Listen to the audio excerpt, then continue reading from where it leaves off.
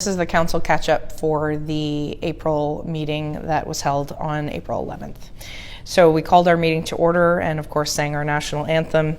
No pecuniary interests were declared, and we adopted the minutes of a number of meetings that had been held previously.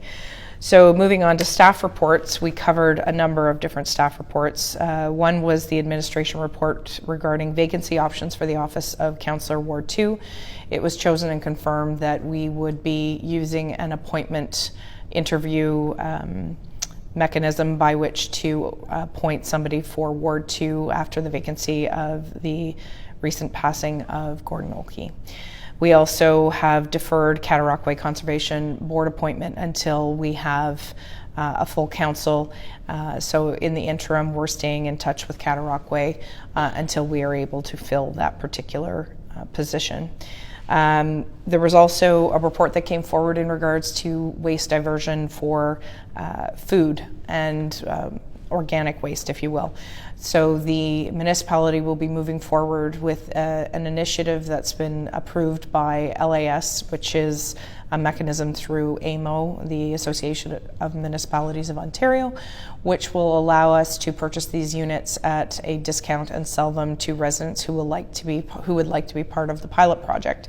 And these food units basically break down any sort of food waste in an accelerated version and gives you any sort of, I guess you would call it fodder for your flower beds. So if you're interested in this, there will be more information communicated out through our website, our social media, and we'll also be going out through our newsletter.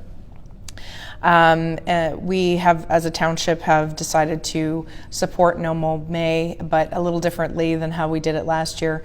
So we will be reserving a portion of one of our administrative buildings areas to not mow for the month of May, and we've put a moratorium on any sort of property standard calls that come in between the 1st of May and the 30th of May that may be for lawn mowing. So if you're looking to support this, you won't be getting a call from our bylaw officer if you decide to support No Mow May. Planning report in regards to 42 Black Snake Lane to permit a sun deck on an existing marine facility. So that also was approved, and we have changed the private lane, which it is now a private lane.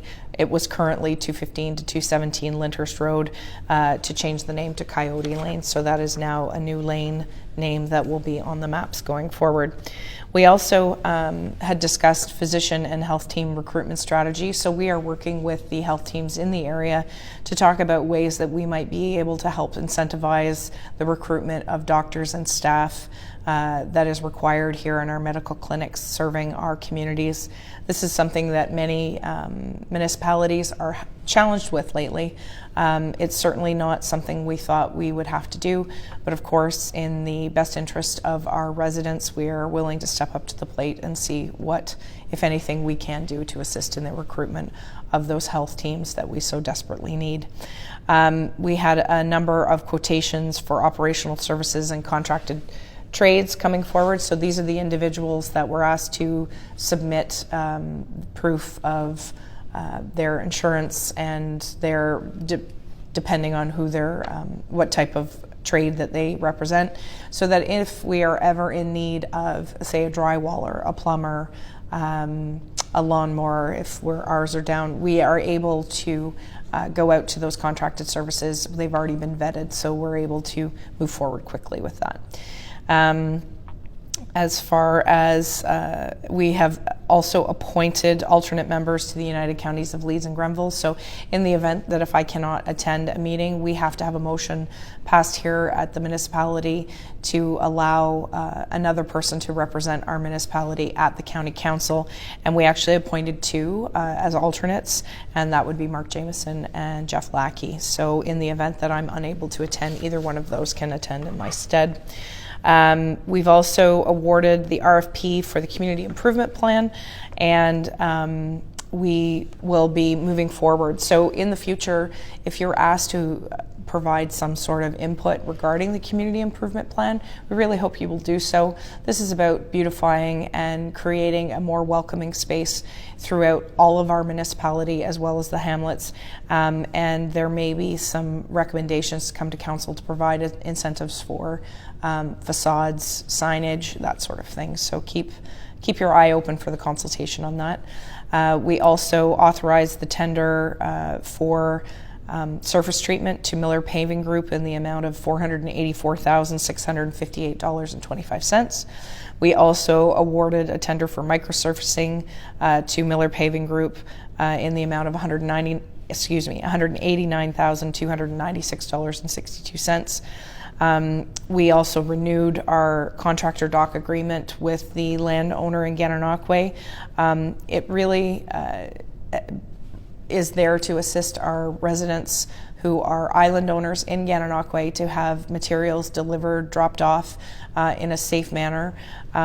We have parking there as well for the trades. It's not supposed to be overnight dockage, but really a place that people can have materials and furniture or any other equipment loaded on, and that's in behind the Gananoque Brewery. We also finalized the procurement of a boat for the building department.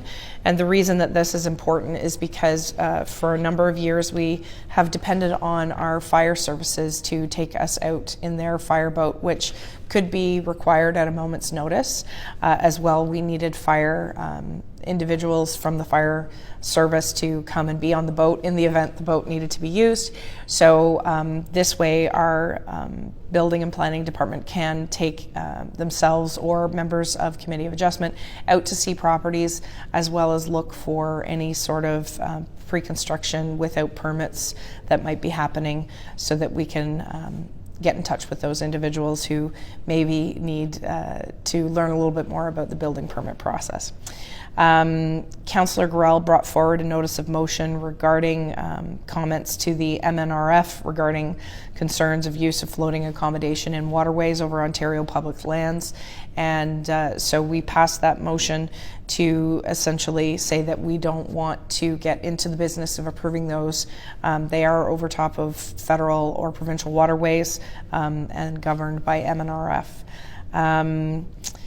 As far as the last item, which was the Frontenac Arch Biosphere, the Frontenac Arch Biosphere had approached us with a delegation earlier in April regarding some funding for about $11,000. Because we're already past our delegation portion for our budget process, we have asked to have that considered in next year's budget process. And if you don't know what the Frontenac Arch Biosphere is, I would highly recommend that you do some research. It's something that is very important to the area. As well, they have been providing most recently services to families, young families, to get their kids out and connecting with nature, both in the summers, and they have had some winter programs as well. So the Frontenac Arch Biosphere's work here in the area is definitely very important. So after that, we did bylaws and confirmation bylaw, as well as mayor's update. And obviously the pitch-in is very important, so there will be community cleanups happening here, so please look for dates and times for that, as well as materials provided by the municipality, so gloves and bags that will be provided in the respective communities to help in aiding that cleanup. And we'll be picking up that roadside garbage if it's bagged and left on the sides of roads, so we can hopefully obliterate litter, if you will. It is quite disturbing as driving through the township recently after the snow has melted to see how much litter is actually accumulated over the winter months. So if you have the ability, please get out safely if you can, and pick up the litter that unfortunately somebody else thought it was a wise idea to either set or throw outside their vehicle on their way to and from wherever they were headed. So thanks for listening, and if you have any questions, we can always be reached here at the Township if you want to learn more about the items on the April agenda.